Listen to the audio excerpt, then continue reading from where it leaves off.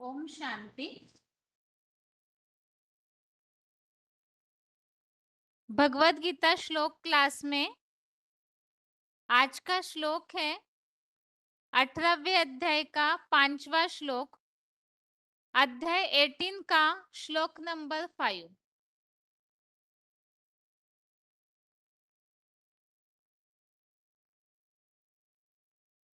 श्लोक है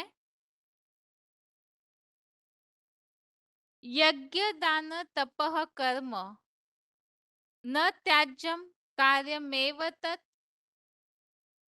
यज्ञो दानम तपश्चैव पावनानि मनीषिणाम। श्लोक दोबारा। यज्ञ दान तपः कर्म न त्याज्यम कार्यमेव तत् यज्ञो दानम तपश्चैव पावनानि मनीषिणाम। श्लोक एक बार फिर से। यज्ञ दान तपः कर्म न त्याज्यम कार्यमेव तत् यज्ञो दानम तपश्चैव पावनानि मनीषिणाम। श्लोक का संधि विच्छेद है यज्ञ दान तपः कर्म न त्याज्यम कार्यम एव तत् यज्ञो दानम तपश्चैव पावनानि मनीषिणाम।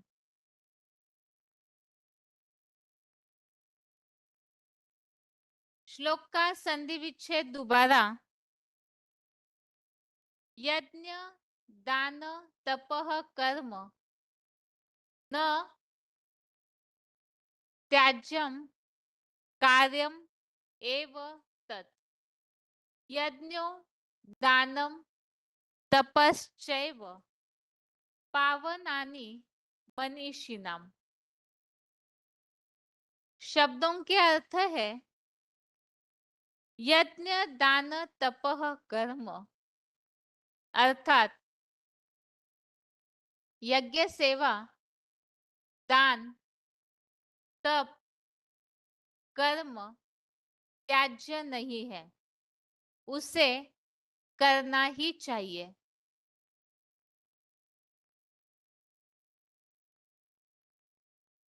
तत् अर्थात उसे, कार्यम अर्थात करना, एव अर्थात ही।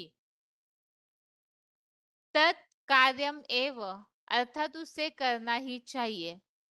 यज्ञ अर्थात यज्ञ सेवा, दानश्च अर्थात दान और तपः अर्थात तपस्या, एव अर्थात ही, मनीषिणाम अर्थात बुद्धिमानों को, पावनानि अर्थात सदा पवित्र बनाती है।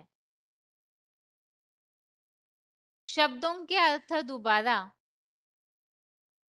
यज्ञ दान तपः कर्म अर्थात यज्ञ सेवा दान तप कर्म। न त्याज्यम अर्थात त्याज्य नहीं, तत् अर्थात उसे, कार्यम अर्थात कार्य करना ही, एव अर्थात ही, तत्कार्यम एव अर्थात उसे करना ही चाहिए। यज्ञ अर्थात यज्ञ सेवा, दानश्च अर्थात दान और तपः अर्थात तपस्या, एव अर्थात ही, मनीषिणाम अर्थात बुद्धिमानों को, पावनानि अर्थात पवित्र बनाती है। श्लोक का अर्थ है यज्ञ सेवा दान तप कर्म त्याज्य नहीं, उसे करना ही चाहिए।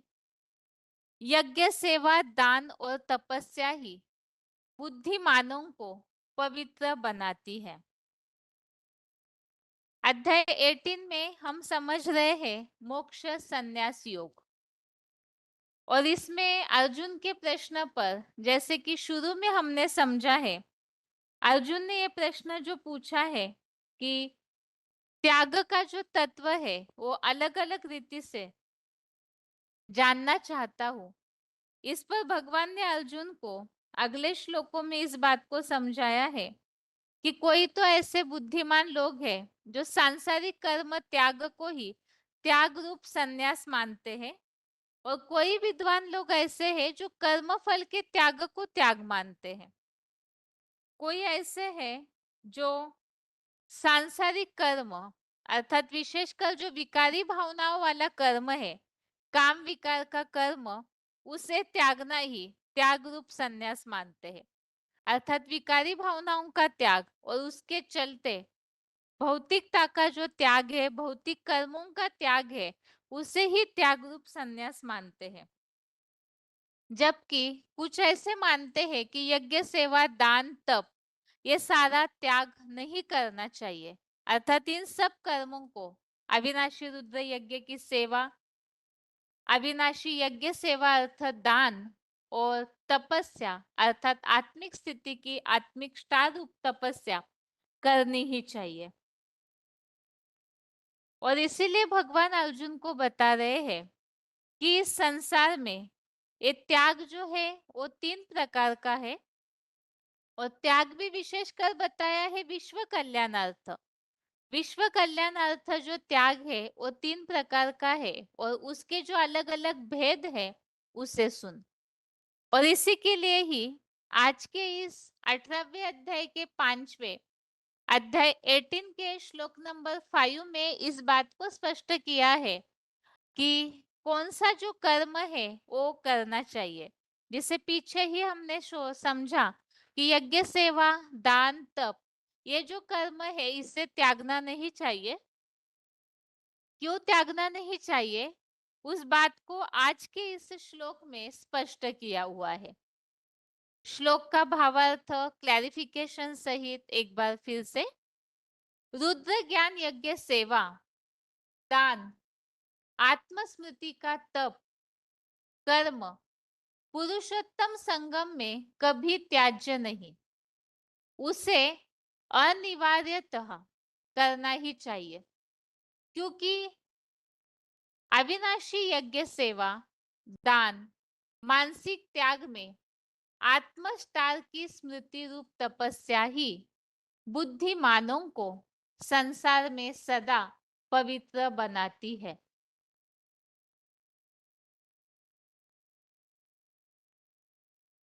तो इस श्लोक में इस बात को बताया है कि यज्ञ सेवा दान और आत्मिक स्मृति का तपस्या जो है वो कभी भी त्यागनी नहीं चाहिए। अर्थात वो करना यही जरूरी है तो अनिवार्यतः उसे करना ही चाहिए। अर्थात उसके अलावा और कोई दूसरा पर्याय या उपाय नहीं है कल्याण के लिए। और इसी के लिए बताया है कि ये यज्ञ सेवा दान आत्मिक स्थिति की तपस्या ही बुद्धिमानों को इस संसार में सदा ही पवित्र बनाती है। अर्थात इन कर्मों से ही आत्मा पवित्र बनती है, और इसीलिए ही इन सब बातों को त्यागना नहीं चाहिए। ये आज के श्लोक का अर्थ है। बाकी पॉइंट्स के द्वारा हम समझेंगे कि इन सब कर्मों को करना क्यों जरूरी है, उसका महत्व क्या है।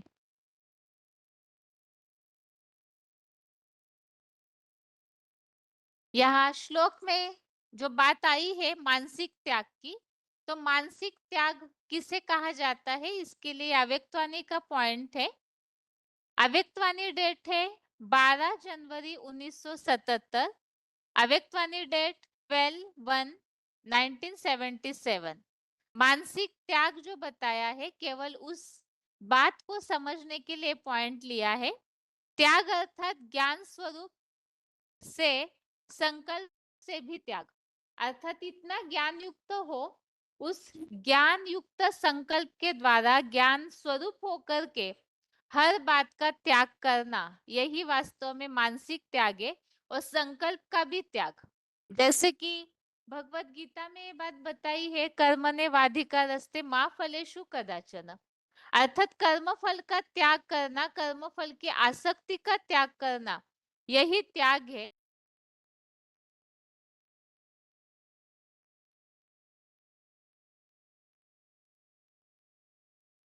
ये जो मैंपन का त्याग ही वास्तव में सर्वंश त्यागी कहा जाता है, और इसे ही मानसिक त्याग भी कहा है।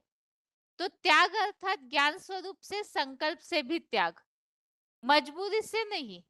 ऐसे त्यागी और तपस्वी सदा बाप लगन में लवलीन, अर्थात सदा बाप की लगन में लवलीन, प्रेम के सागर में समाये हुए, ज्ञान, आनंद, सुख, शांति के सागर में समाये हुए, उसको कहेंगे तपस्वी। तो असली तपस्या इस बात की है, मनसा संकल्प से भी त्याग। और ऐसे जो त्यागी है, वो सदैव ही एक बाप की लगन में लवलीन होकर के, जो बताया एक शिव बाबा दूसरा न कोई, ऐसी स्थिति में रहेंगे। क्योंकि बुद्धि में संकल्प से भी अगर भटकाव है, तो उसे त्यागी या तपस्वी नहीं कहा जाएगा। इसीलिए बोलते समय भी त्याग और तपस्या ज्यादातर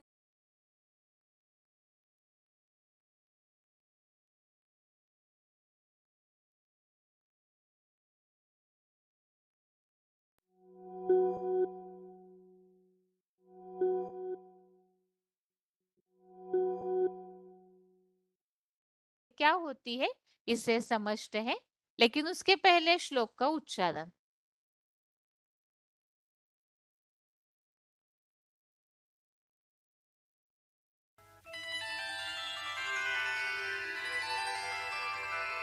किसी व्यक्ति व वस्तु आवेगा, क्यों ज्ञान और मानसिक त्याग में स्वयं एव उसे करना। त्रिविधा संप्रकीर्तिता भावार्थ है। त्रिविधा जंगल में द्राक्ष अर्थात महारुद्र की। अध्याय 18 का 5वां श्लोक।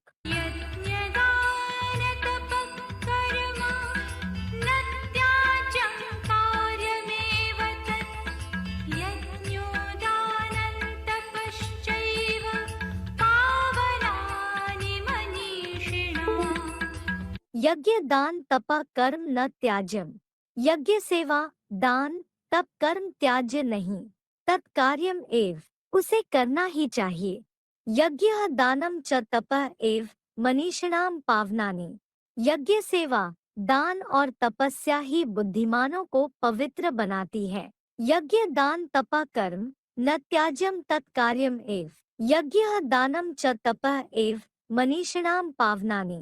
भावार्थ रुद्र ज्ञान यज्ञ सेवा दान आत्मस्मृति का तप कर्म पुरुषोत्तम संगम में कभी त्याज्य नहीं, उसे अनिवार्यता करना ही चाहिए। क्योंकि अविनाशी यज्ञ सेवा दान और मानसिक त्याग में आत्मस्तार की स्मृति रूप तपस्या ही बुद्धिमानों को संसार में सदा पवित्र बनाती है। अध्याय 18।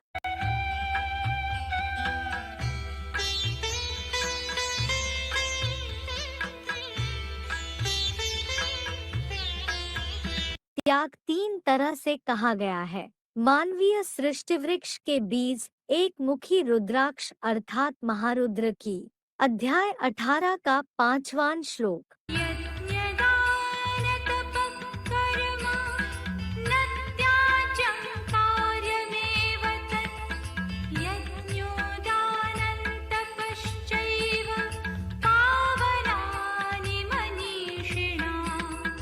यज्ञ दान तप कर्म न त्याज्यम।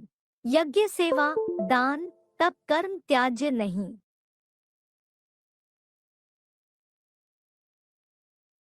तत्कार्यम एव उसे करना ही चाहिए। यज्ञ दानम च तप एव मनीषिणाम पावनानि। यज्ञ सेवा दान और तपस्या ही बुद्धिमानों को पवित्र बनाती है। यज्ञ दान तप कर्म न त्याज्यम तत्कार्यम एव। यज्ञ दानम च तप एव मनीषिणाम पावनानि। भावार्थ रुद्र ज्ञान यज्ञ सेवा दान आत्मस्मृति का तप कर्म पुरुषोत्तम संगम में कभी त्याज्य नहीं, उसे अनिवार्यता करना ही चाहिए, क्योंकि अविनाशी यज्ञ सेवा, दान और मानसिक त्याग में आत्मस्तार की स्मृति रूप तपस्या ही बुद्धिमानों को संसार में सदा पवित्र बनाती है। अध्याय 18 का 6वां श्लोक।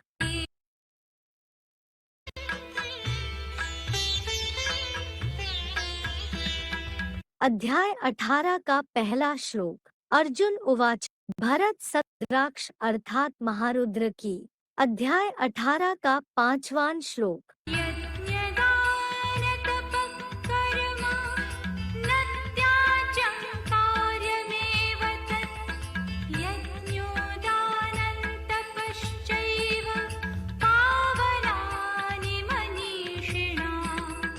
यज्ञ दान तप कर्म न त्याज्यम। यज्ञ सेवा दान तप कर्म त्याज्य नहीं, तत्कार्यम एव उसे करना ही चाहिए। यज्ञ दानम च तपः एव मनीषिणाम पावनानि।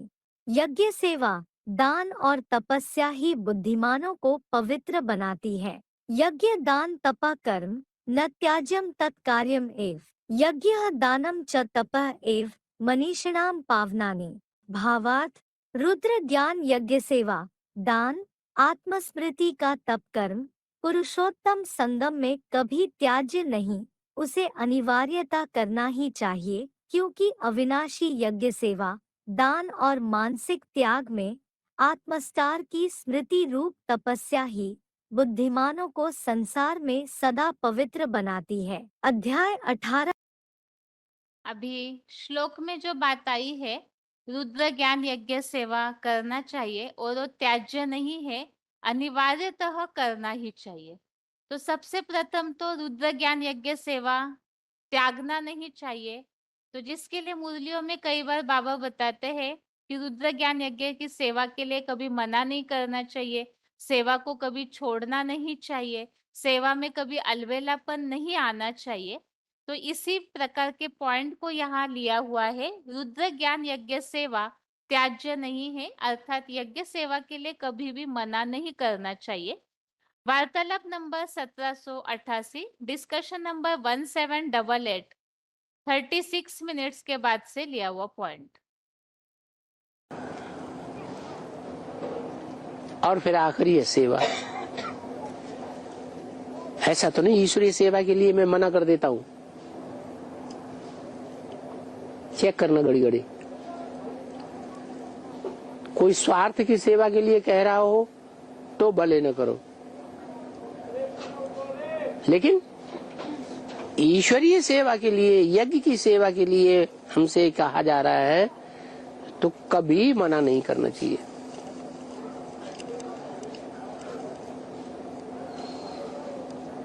और जो निमित्त बनाए गए हैं उनके द्वारा बोला जाए तो वो तो मना करने की बात ही नहीं है। जानते हैं कि सबत सेवक धर्म कठोरा। शिव बाबा भी सेवाधारी बन के आता है। I am your most obedient servant. तो शिव बाबा भी हमारा सेवाधारी बन के आता है, तो हम न बनेंगे हैं? बाप को हम फॉलो करेंगे ना। तो ब्राह्मण जीवन में हम राज्य करने के लिए नहीं बैठे हैं, राजाई लेने के लिए नहीं बैठे हैं। क्योंकि जो राजा बनते हैं वो तो पहले अपनी सुख संपत्ति देखते हैं, प्रजा की नहीं देखते हैं। अपने ऊंचे ऊंचे महल माड़ियां अटारियां बना लेंगे, बनाते हैं कि नहीं हैं? तो अपने सुख के लिए बनाते हैं, देह के सुख के, संबंधियों के सुख के लिए बनाते हैं कि प्रजा के सुख के लिए बनाते हैं? हैं? वो तो अपने लिए बनाते हैं, स्वार्थ की होते हैं राजाएं। और हमको राजा बनना है। अभी हमको यहाँ राजा नहीं बनना है, हम तो सेवाधारी हैं, हर तरीके से सेवाधारी। सेवा करना ब्राह्मणों का मुख्य कर्तव्य, याद और सेवा, बस। तो चारों सब्जेक्ट पक्के रखना, दौड़ते रहेंगे। दौड़ते भी छोड़ो, उड़ते रहेंगे। हाई जंप लगा दो।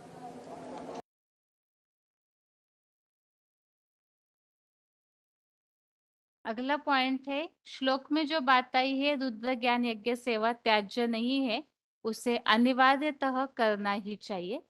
ये VCD नंबर है 2261, VCD नंबर 2261, 28 मिनट के बाद से लिया हुआ पॉइंट। भारत के रहने वाले सच्चे सच्चे ब्राह्मण बनो, भारतवासी। कहाँ के वासी? भा माने ज्ञान की रोशनी में रत रहने वाले ब्राह्मण बनो।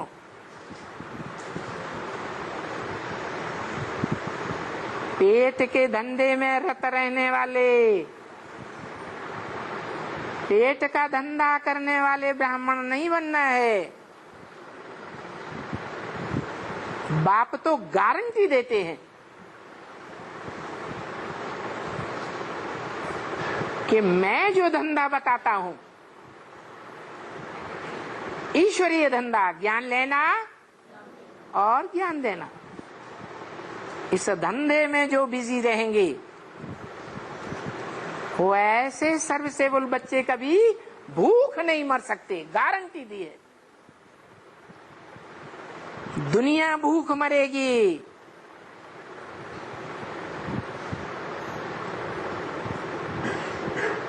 बड़े बड़े करोड़पति, अरबपति भूख मर सकते हैं, लेकिन मेरे बच्चे भूख नहीं मरेंगे।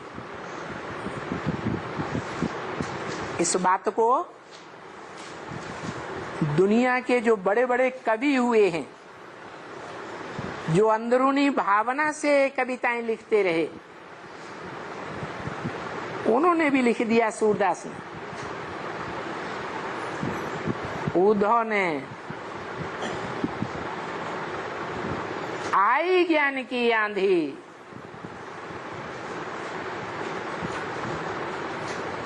संवत 2000 के पीछे ऐसो जोग परे, उत्तर दक्षिण पूरब पश्चिम चाहुदे से काल फिरे।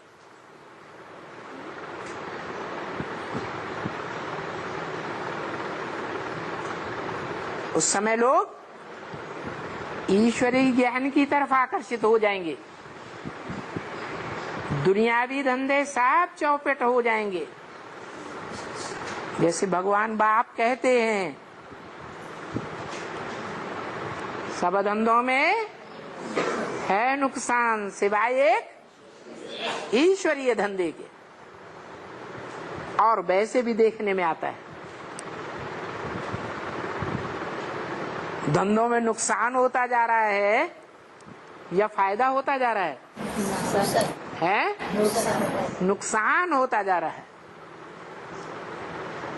क्योंकि इस भ्रष्टाचारी दुनिया में जो बड़े बड़े धृतराष्ट्र हैं, धृत माने धरली, राष्ट्र माने धन संपत्ति, दुनिया की सारी धन संपत्ति भ्रष्ट कर्म करके अपनी मुट्ठी में जिन्होंने कर रखी है, वो बड़े बड़े साहूकार, गवर्नमेंट को भी अपनी मुट्ठी में कर लिया।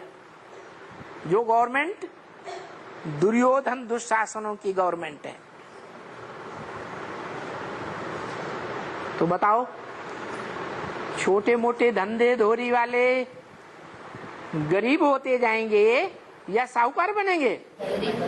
गरीब गरीब होते जा रहे हैं और साहूकार साहूकार बनते जा रहे हैं।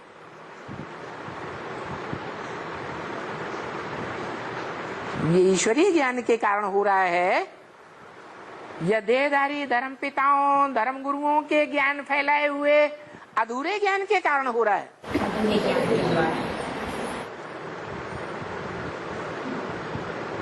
तो भारतीय परंपरा में, शास्त्रों में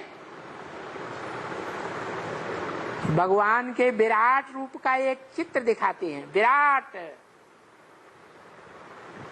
विश्व रूप दर्शन। बोला भारत में ही विराट स्वरूप का चित्र बन सकता है। ये चित्र और देशों की यादगार नहीं हो सकती। क्यों? क्योंकि भगवान भारत में ही आता है और भारत में ही आकर के भारतवासियों को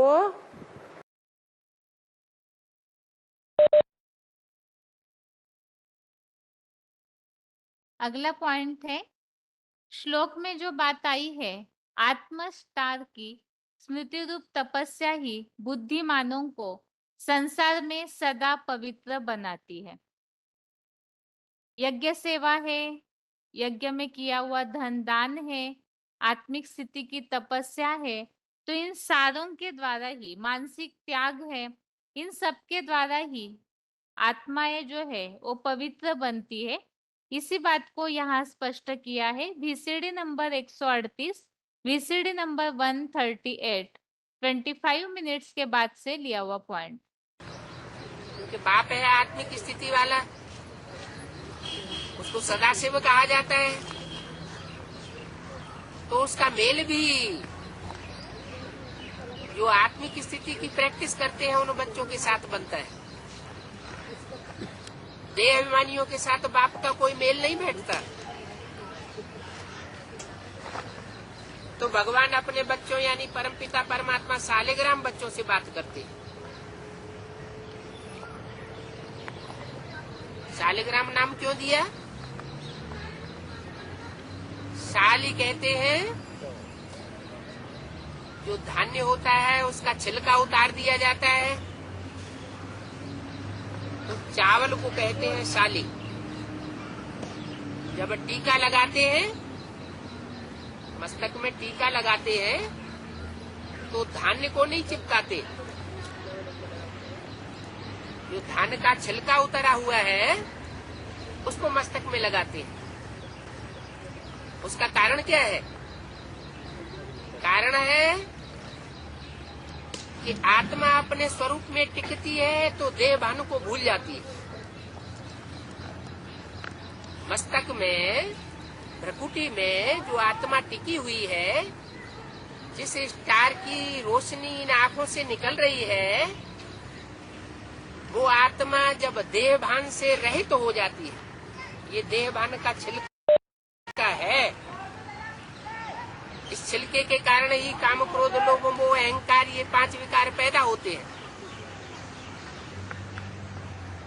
अगर सभी मनुष्य ये समझ जाएं, हम ये शरीर नहीं है, ये शरीर तो मिट्टी का पुतला है,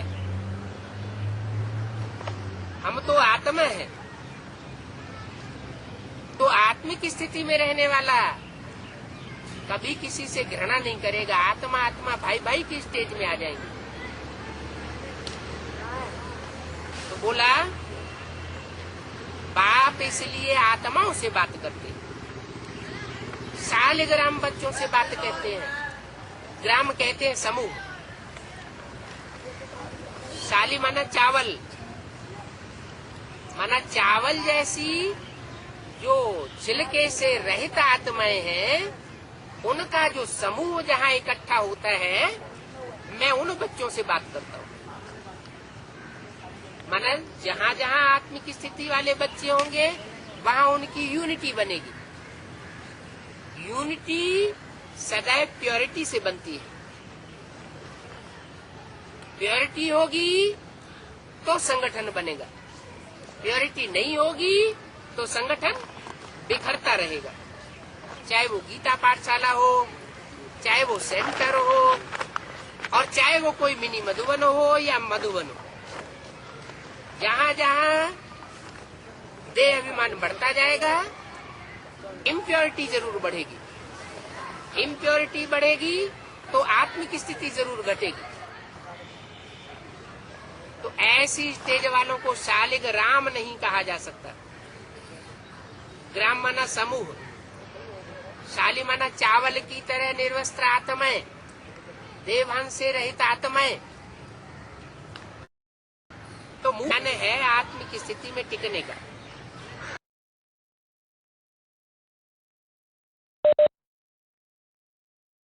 एक बार इस पॉइंट को दोबारा सुनते हैं। बाप है आत्मिक स्थिति वाला, उसको सदाशिव कहा जाता है, तो उसका मेल भी जो आत्मिक स्थिति की प्रैक्टिस करते हैं उन बच्चों के साथ बनता है। देह अभिमानियों के साथ बाप का कोई मेल नहीं बैठता। तो भगवान अपने बच्चों यानी परमपिता परमात्मा शालिग्राम बच्चों से बात करते हैं। शालिग्राम नाम क्यों दिया? शाली कहते हैं जो धान्य होता है उसका छिलका उतार दिया जाता है, तो चावल को कहते हैं शाली। जब टीका लगाते हैं, मस्तक में टीका लगाते हैं, तो धान्य को नहीं चिपकाते, जो धान का छिलका उतरा हुआ है उसको मस्तक में लगाते हैं। उसका कारण क्या है? कारण है कि आत्मा अपने स्वरूप में टिकती है तो देह भानु को भूल जाती है। मस्तक में, भ्रकुटी में जो आत्मा टिकी हुई है, जिस स्टार की रोशनी इन आंखों से निकल रही है, वो आत्मा जब देह भान से रहित हो जाती है, ये देह भान का छिलका है, इस छिलके के कारण ही काम क्रोध लोभ मोह अहंकार ये 5 विकार पैदा होते हैं। अगर सभी मनुष्य ये समझ जाएं, हम ये शरीर नहीं है, ये शरीर तो मिट्टी का पुतला है, हम तो आत्मा है, तो आत्मिक स्थिति में रहने वाला कभी किसी से घृणा नहीं करेगा। आत्मा आत्मा भाई भाई की स्टेज में आ जाएंगे। तो बोला बाप इसलिए आत्माओं से बात करते हैं, शालिग्राम बच्चों से बात कहते हैं। ग्राम कहते हैं समूह, शाली माना चावल, माना चावल जैसी जो छिलके से रहित आत्माएं हैं, उनका जो समूह जहाँ इकट्ठा होता है, मैं उन बच्चों से बात करता हूँ। माना जहाँ जहाँ आत्मिक स्थिति वाले बच्चे होंगे वहाँ उनकी यूनिटी बनेगी। यूनिटी सदैव प्योरिटी से बनती है। प्योरिटी होगी तो संगठन बनेगा, प्योरिटी नहीं होगी तो संगठन बिखरता रहेगा। चाहे वो गीता पाठशाला हो, चाहे वो सेंटर हो, और चाहे वो कोई मिनी मधुबन हो या मधुबन हो, जहाँ जहाँ देह अभिमान बढ़ता जाएगा, इम्प्योरिटी जरूर बढ़ेगी। इम्प्योरिटी बढ़ेगी तो आत्मिक स्थिति जरूर घटेगी। तो ऐसी स्टेज वालों को शालिग्राम नहीं कहा जा सकता। ग्राम माना समूह, शाली माना चावल की तरह निर्वस्त्र आत्माएं, देवभान से रहित आत्माएं। तो मूल ज्ञान है आत्मिक स्थिति में टिकने का। अगला पॉइंट है आत्मस्टार की स्मृति रूप तपस्या ही बुद्धिमानों को संसार में सदा पवित्र बनाती है।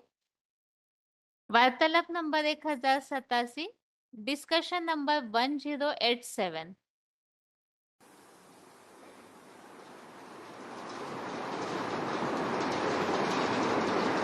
बताओ।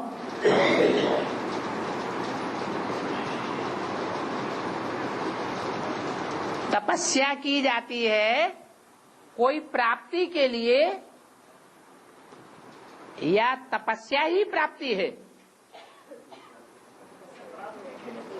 प्राप्ति के लिए तपस्या की जाती है। तपस्या कहो, पुरुषार्थ कहो, वो कैलाश पर्वत ऊंची स्टेज की बात है। उन्होंने जो तपस्या तपी है वो ऊंची स्टेज में रहकर तपस्या तपी है। बाकी वो तपस्या का प्रारब्ध नहीं है। और काशी नगरी पवित्र नगरी है। पवित्रता की प्राप्ति के लिए तपस्या करते हैं। आत्मिक स्थिति में रहना ही तपस्या है। वो आत्मिक स्थिति की तपस्या जरूर कोई प्राप्ति करने के लिए है। क्या प्राप्ति? आत्मा पवित्र बन जाए। तो काशी है पवित्र नगरी। कैसी पवित्र नगरी?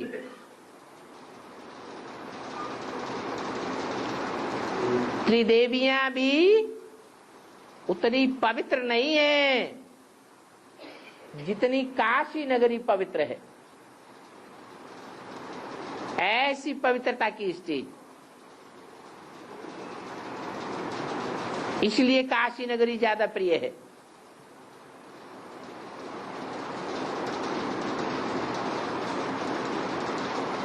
पवित्रता की प्राप्ति के लिए तपस्या की जाती है। तपस्या ध्येय नहीं है।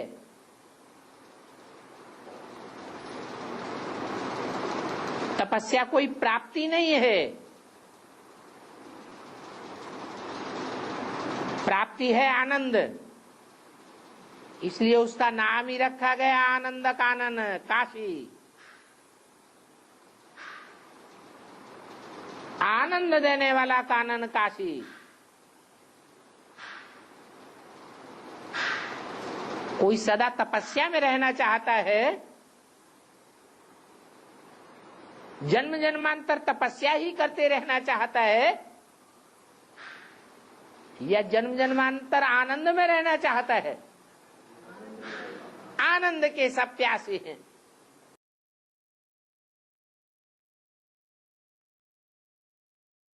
इस तरह से श्लोक में हमने इस तरह से बातों को समझा है कि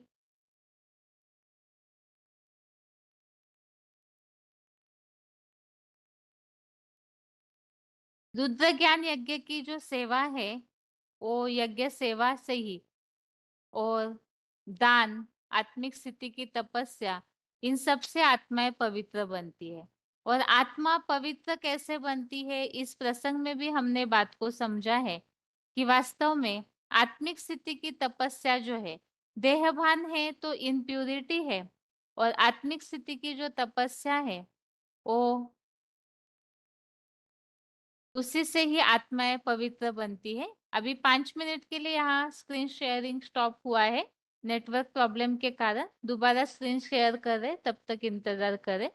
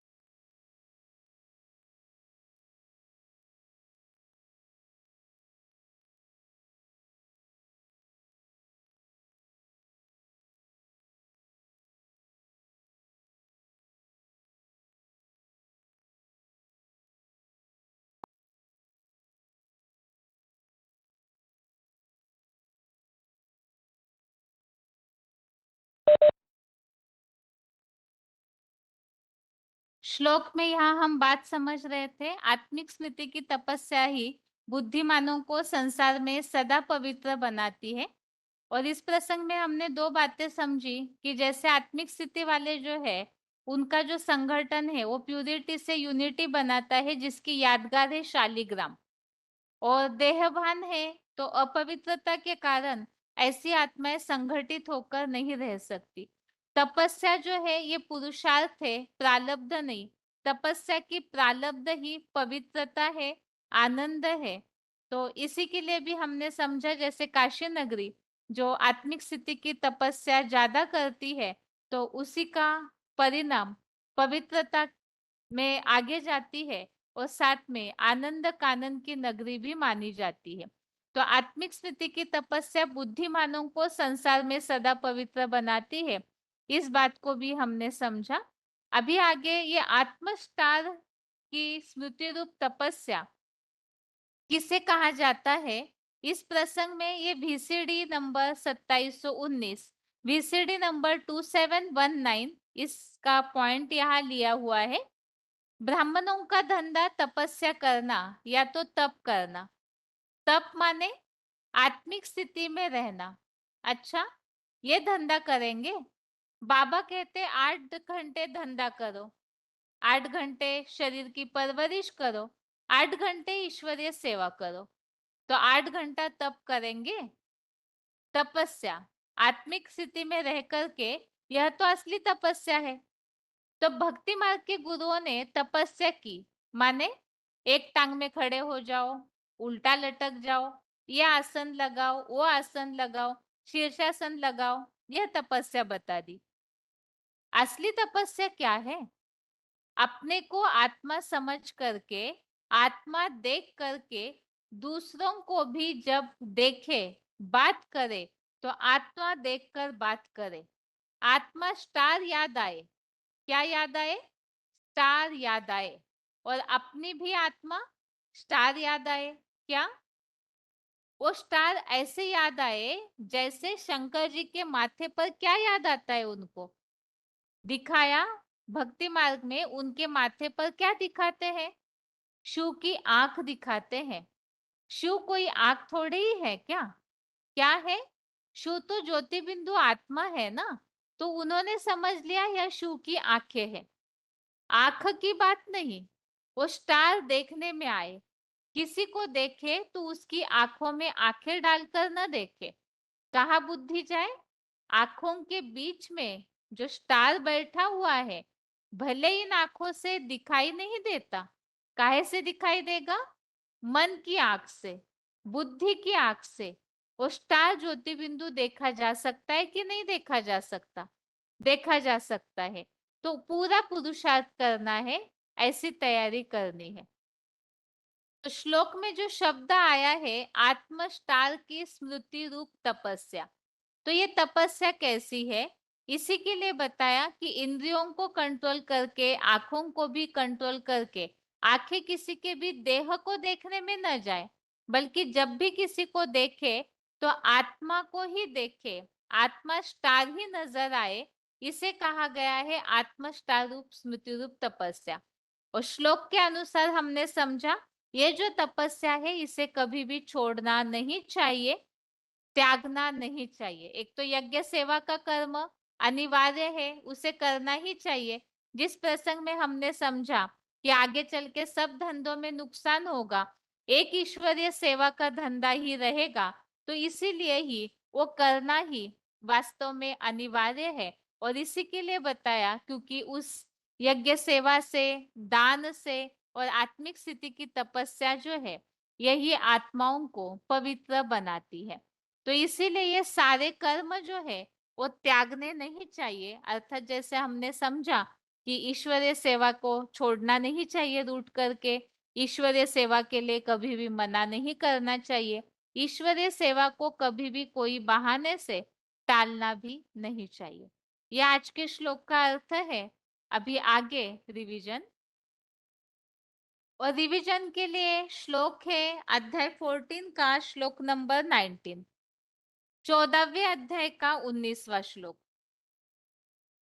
अध्याय 14 में शुरू से हम इस बात को समझ रहे हैं कि 3 गुण, प्रकृति के 3 गुणों का विषय इस प्रसंग में हम अभी तक के श्लोकों में इस तरह से समझे कि प्रकृति के 3 गुणों का आत्माओं के पुरुषार्थ पर, आत्माओं के जीवन पर क्या प्रभाव पड़ता है। प्रकृति और पुरुष से इस जगत की उत्पत्ति होती है और किस तरह से आत्मा के प्रकृति के 3 गुण समय अनुसार, काल क्रमानुसार आत्माओं को शरीर में बांधते हैं। सत्वगुणी अवस्था है तो आत्मा निर्मल होने के कारण सात्विक देह में बन जाती है। रजोगुणी अवस्था में आत्माएं जो है वो द्वापर कलयुगी ऐसे देह में बन जाती है और तमोगुणी अवस्था में आत्माएं जो है वो कलयुगी तम शरीरों में बंध जाती है। और इसी प्रसंग में हमने अलग अलग बातों को समझा है कि किस तरह से इसका प्रभाव पड़ता है। रज सत रज तम, इन 3 गुणों के विषयों का प्रभाव किस तरह से पड़ता है। सत्व गुण सत्व प्रधान है तो आत्माओं में निर्णय शक्ति ला देता है। रजोगुण से अशांति दुख आता है और तमोगुण से अज्ञान अंधकार मूढ़ता बेसमझी लापरवाही निद्रा आलस कर्मों में दीर्घ सूत्री भाव से कर्मों को टालना, इस तरह से ढेर सारा घोर अज्ञान अंधकार आत्माओं में आ जाता है। इन सब बातों को अभी तक के श्लोकों में हमने समझा है। अभी आगे बताया है, अब इन 3 गुणों का प्रभाव हमने समझा।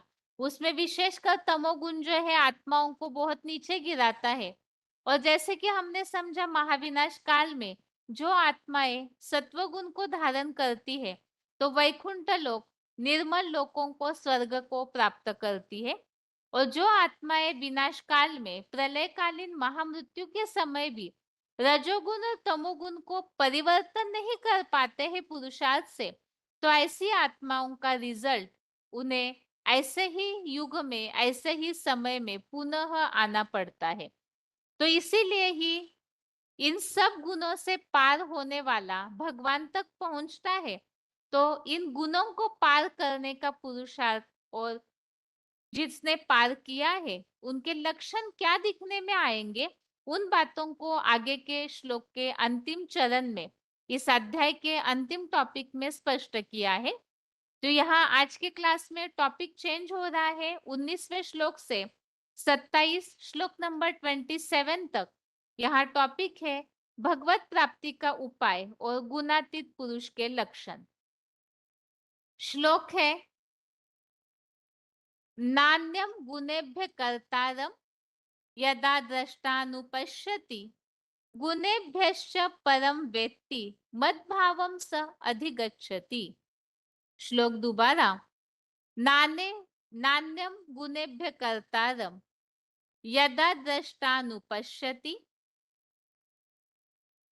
गुणेभ्यश्च परम वेत्ति मद्भावम स अधिगच्छति। श्लोक एक बार फिर से, नान्यम गुणेभ्य कर्तारम यदा द्रष्टानुपश्यति गुणेभ्यश्च परम वेत्ति मद्भावम सोधिगच्छति। अर्थात जब देखने वाला सत्रजादि प्रकृतिगत गुणों के अलावा किसी अन्य श्रेष्ठ या शुद्ध प्राणी को भला या बुरा करने वाला नहीं देखता और युगानुकूल क्रमशः परिवर्तनशील जड़त्वमयी प्रकृतिगत गुण संघात से परे सृष्टि रंगमंच के शिव समान बने हीरो परम आत्मा को जानता है, तब वह मेरे सदा सत्वस्थ शिव ज्योति भाव को मात्र स्वर्णिम पुरुषोत्तम संगम युग में नंबरवार ही पाता है। तो इस तरह से यहाँ इस बात को स्पष्ट किया है कि इस संसार में सभी प्राणी ये प्रकृति के 3 गुणों के प्रभाव में आकर के कर्म करते हैं।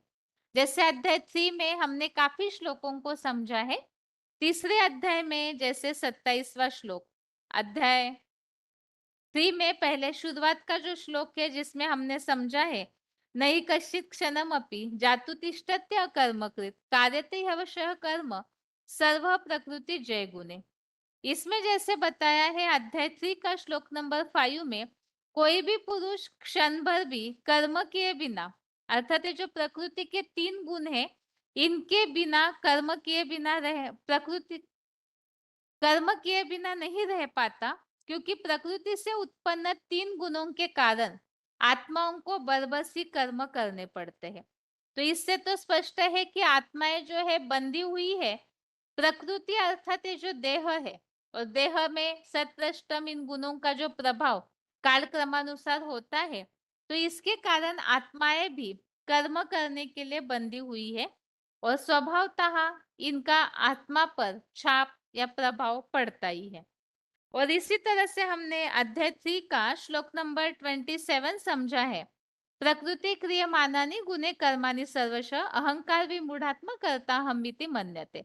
इसमें भी स्पष्ट किया हुआ है, सब कार्य सब प्रकार से अनादि निश्चित प्राणी स्वभाव के सत रजो तामसी प्रकृति के गुणों के द्वारा किए जा रहे हैं।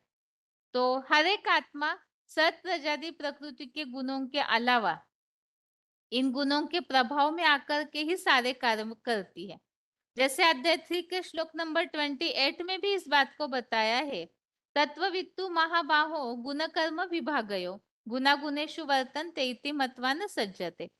तो ये गुण कर्म के विभाग को जानने वाला जो है वो इस बात को जानता है कि ये गुण जो है परस्पर आपस में क्रिया कर रहे हैं, अर्थात ये प्रकृति के गुण जो है आपस में समय अनुसार क्रिया करते हैं या चेंज होते हैं, और इन्हीं का प्रभाव जो है आत्माओं के ऊपर अपने अपने समय अनुसार पड़ता है। तो इसीलिए कोई भी आत्मा इसमें आसक्त नहीं होगी। जो बुद्धिमान पुरुष है वो इन सब बातों के प्रभाव में नहीं आएंगे, ऐसे यहाँ श्लोक में बताया हुआ है। इसी प्रसंग में आज के श्लोक में भी यही बात चल रही है। जब देखने वाला सत रजादि प्रकृतिगत गुणों के अलावा अन्य श्रेष्ठ या शुद्र प्राणी को भला या बुरा करने वाला नहीं देखता और युगानुकूल क्रमशः परिवर्तनशील जड़त्वमयी प्रकृतिगत गुण संघात से परे सृष्टि रंगमंच के शिव समान बने हीरो परमात्मा को जानता है, तब वह मेरे सदा सत्वस्थ शिव ज्योति भाव को मात्र स्वर्णिम पुरुषोत्तम संगम युग में ही नंबरवार पाता है। तो इस तरह से यहाँ इस बात को स्पष्ट किया है कि जो भी देखने वाला अर्थात जो पुरुषार्थी है, तो उन्हें संबंध संपर्क में आने वाली आत्माओं को ये बुद्धि में होनी चाहिए कि सभी प्रकृति के गुणों के प्रभाव के कारण ही कर्म कर रहे हैं। इसी बात को थोड़ा यहाँ इस तरह से बताया है कि देखने वाला सत प्रजाति प्रकृतिगत गुणों के अलावा अन्य श्रेष्ठ या शुद्र प्राणी को भला या बुरा करने वाला नहीं देखता, अर्थात मनुष्य जो भी अच्छा या बुरा कर्म करते हैं, प्रकृति क्रियमानानि गुणे कर्माणि सर्वशः प्रकृति के गुणों के द्वारा ही बरबस होकर के आत्माओं को कर्म करने पड़ते हैं। युगानुकूल क्रमशः परिवर्तनशील जड़त्वमयी प्रकृतिगत गुण संघात से परे सृष्टि रंगमंच के शिव समान बने हीरो परमात्मा को जानता है। अर्थात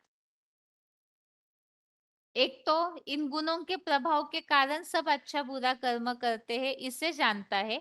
दूसरा, जो परमात्मा अर्थात हीरो पार्टधारी गुण संघात से परे होकर के कर्म करता है, उसे जानता है।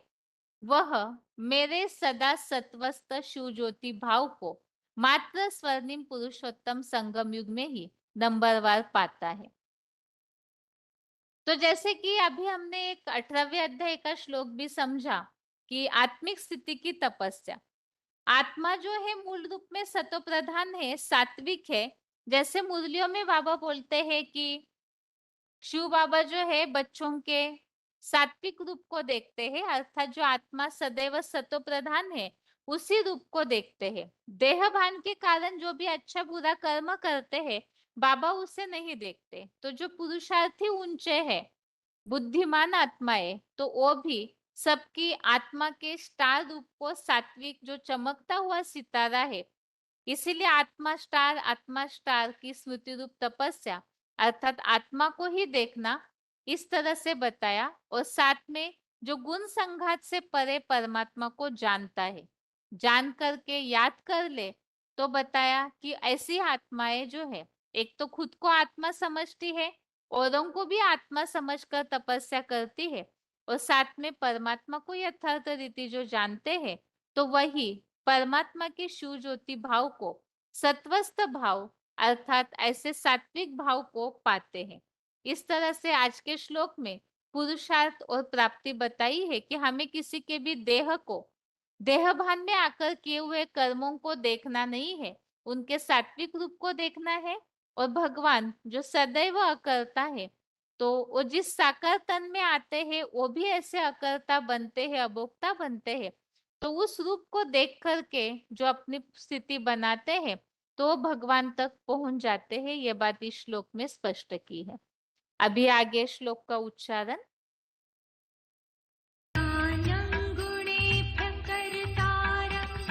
यदा द्रष्टानुपश्यति गुणेभ्यश्च परं वेत्ति मद्भावं सोऽधिगच्छति।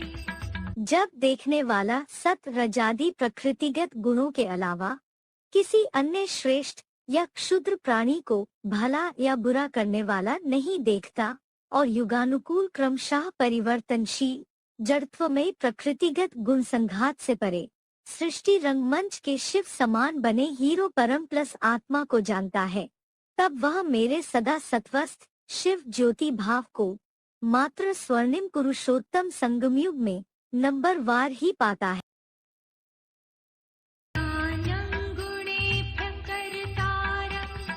यदा द्रष्टानुपश्यति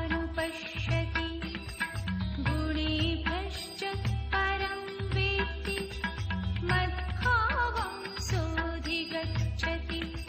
जब देखने वाला सत रजादि प्रकृतिगत गुणों के अलावा किसी अन्य श्रेष्ठ या क्षुद्र प्राणी को भला या बुरा करने वाला नहीं देखता और युगानुकूल क्रमशः परिवर्तनशील जड़त्वमय प्रकृतिगत गुण संघात से परे सृष्टि रंगमंच के शिव समान बने हीरो परम प्लस आत्मा को जानता है, तब वह मेरे सदा सत्वस्थ शिव ज्योति भाव को मात्र स्वर्णिम पुरुषोत्तम संगमयुग में नंबर वार ही पाता है। आगे यहाँ श्लोक संबंधित पॉइंट से ये वार्तालाप नंबर 1240 डिस्कशन नंबर 1240 38 मिनट्स के बाद से लिया हुआ पॉइंट है। प्रकृतिगत गुणों के अलावा अन्य को भला या बुरा करने वाला नहीं देखता है।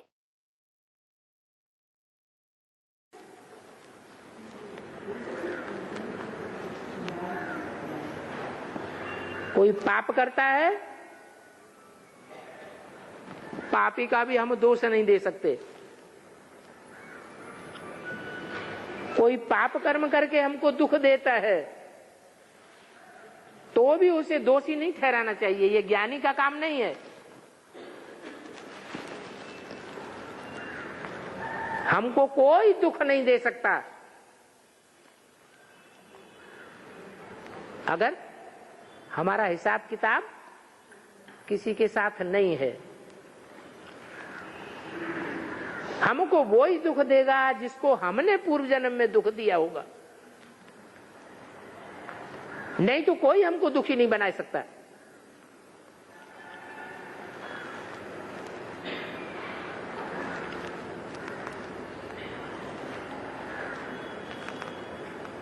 जब ड्रामा सामने आता है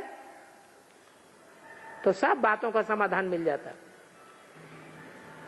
हर आत्मा में टाइम टू टाइम अपना अपना पार्ट निभा हुआ है। हर आत्मा अपने स्वभाव संस्कार से बंधी हुई है। जैसा जिसके अंदर स्वभाव संस्कार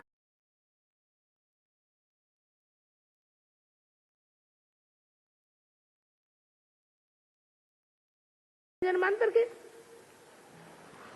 दैवी संस्कार 0 है तो कौन से युग में आके जन्म लेगी? है कलयुग में आके जन्म लेगी। थोड़े मनुष्यत्व के संस्कार हैं, देवताई संस्कार नहीं है, तो द्वापर में आके जन्म लेगी। किसी को कुछ भी दोष नहीं दिया जा सकता। ये ड्रामा बिल्कुल एक्यूरेट बना हुआ है।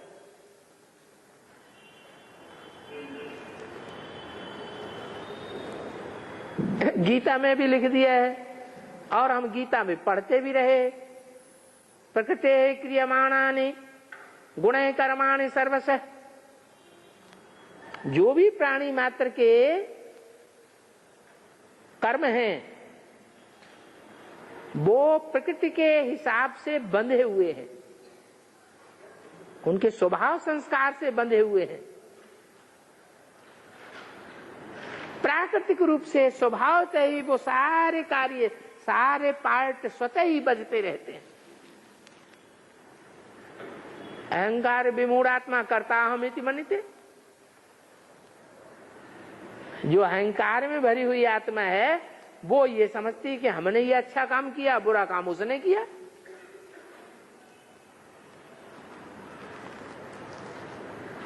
अरे हमने अच्छा या बुरा काम या दूसरे ने अच्छा या बुरा काम क्या करेगा? आत्मा में 84 जन्मों का पार्ट पहले से ही भरा हुआ है।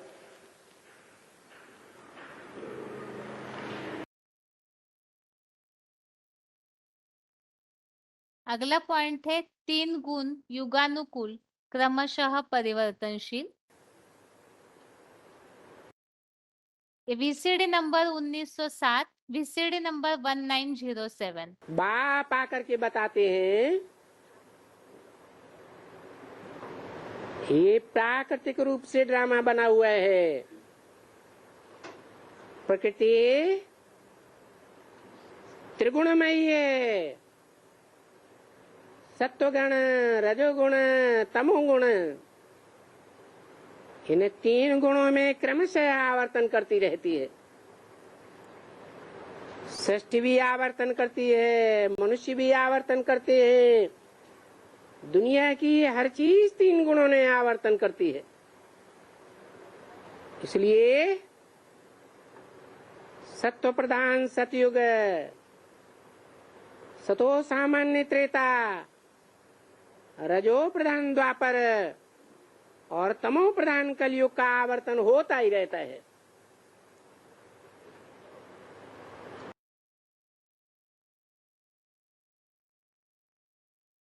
जड़त्व में प्रकृतिगत गुण संघात, ऐसे जो भावार्थ में शब्द आया है।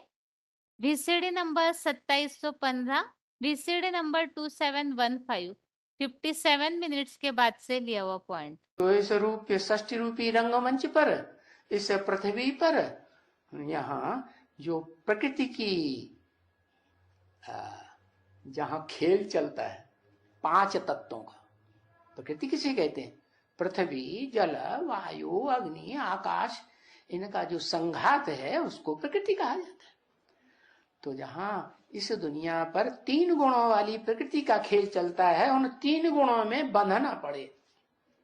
क्या?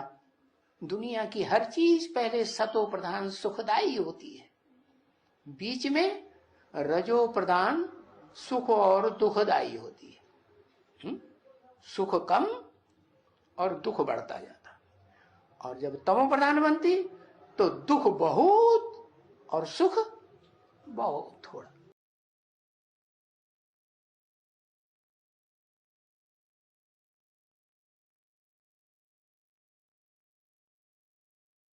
अगला पॉइंट है वीसीडी नंबर 2402, वीसीडी नंबर 2402। गुण संघात से परे सृष्टि रंगमंच के शिव समान बने हीरो परमात्मा। ये काल चक्र तो हमेशा ही चलता रहता है, कभी रुकता है? तो इस काल चक्र में सदा काल पार्ट बजाने वाला हीरो पार्टधारी भी सदा काल का अकर्ता है कि करता है? क्या है? अकर्ता है, करता है।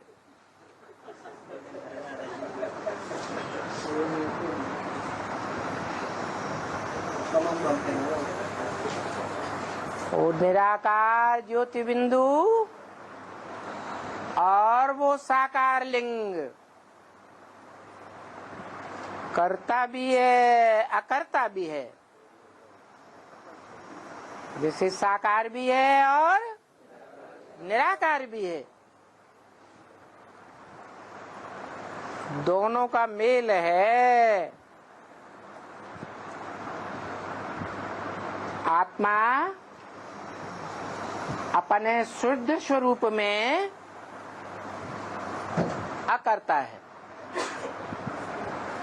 और जब इस काल चक्र में आती है तो सत रज तम तीन गुणों में आना पड़ता है। तीन गुणों से परे होती है तो त्रिगुणातीत, परंतु वो थोड़े समय की बात है। तीनों गुणों से परे, तीनों गुणों के बंधन में न आने वाली,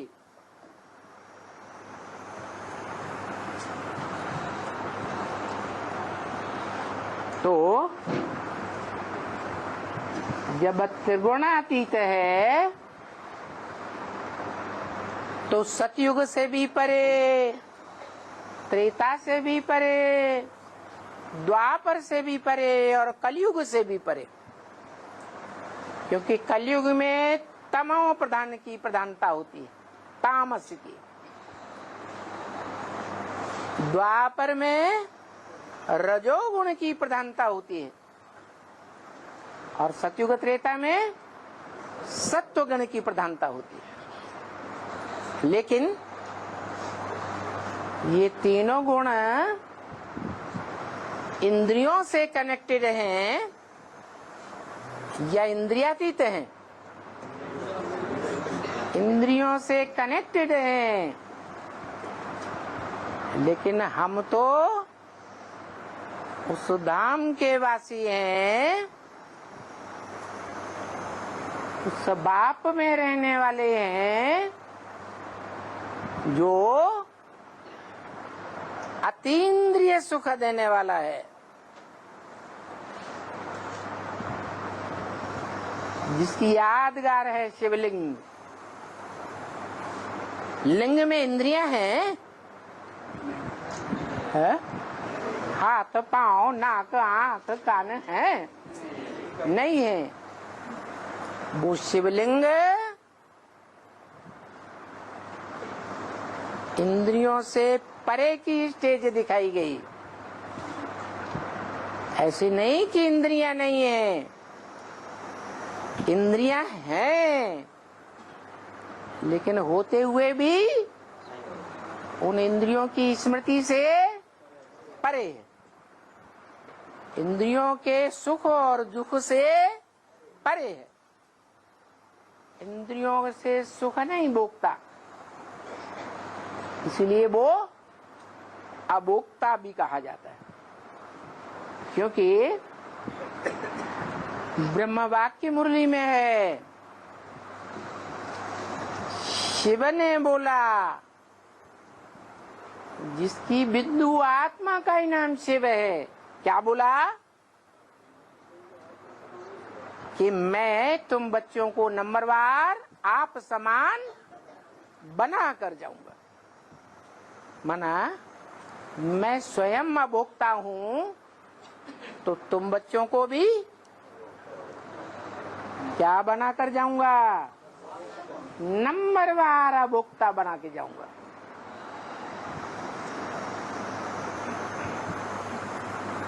तो अव्वल नंबर में भी कोई होगा या नहीं होगा, उसको कहेंगे बाप समान स्टेज।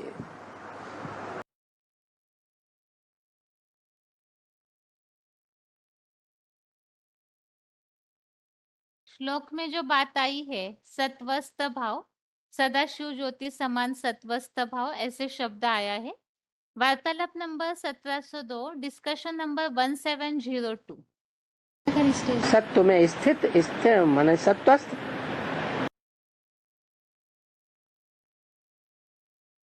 अगला पॉइंट है VCD नंबर 2247। परमात्मा को जो जानता है वह सदा सत्वस्थ भाव को मात्र स्वर्णिम पुरुषोत्तम संगम युग में ही पाता है।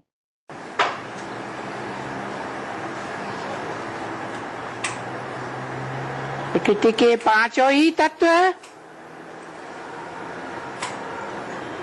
3 गुणों से पसार होते हैं,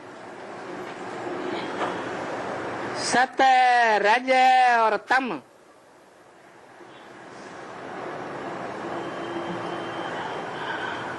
हम मनुष्य आत्माएं भी आत्मलोक से इस दुनिया में आने के बाद पंचभूतों की धारा में बहने लगते हैं।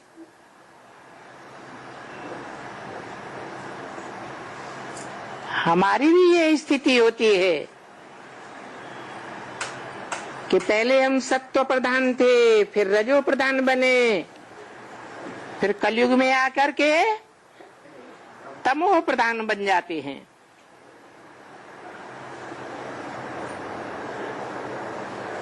फिर बाप आकर के हमको सत्व प्रधान बनाते हैं, सतो प्रधान दुनिया के लिए सत्व प्रधान बनाते हैं। हम बच्चों का ऐसा रूहानी संगठन तैयार करते हैं जिनके वाइब्रेशन मात्र से ये प्रकृति के 5 तत्व भी सात्विक बन जाते हैं। लेकिन ये उन्हीं बच्चों के द्वारा होता है जो बच्चे नॉलेजफुल बनते हैं,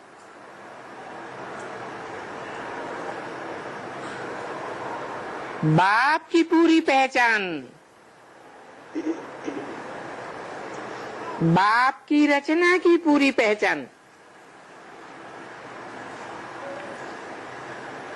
और इस सृष्टि चक्र की पूरी पहचान।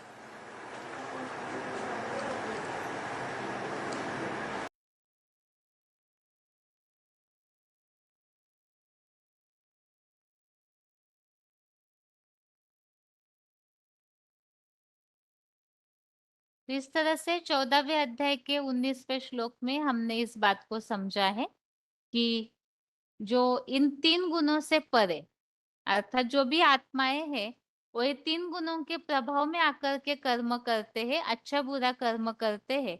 और जो इसी तरह से समझ लेता है तो और परमात्मा जो गुण संघात से परे है उन्हें जान लेता है और सदा सत्वस्थ भाव को पुरुषोत्तम संगम युग में ही पा लेता है।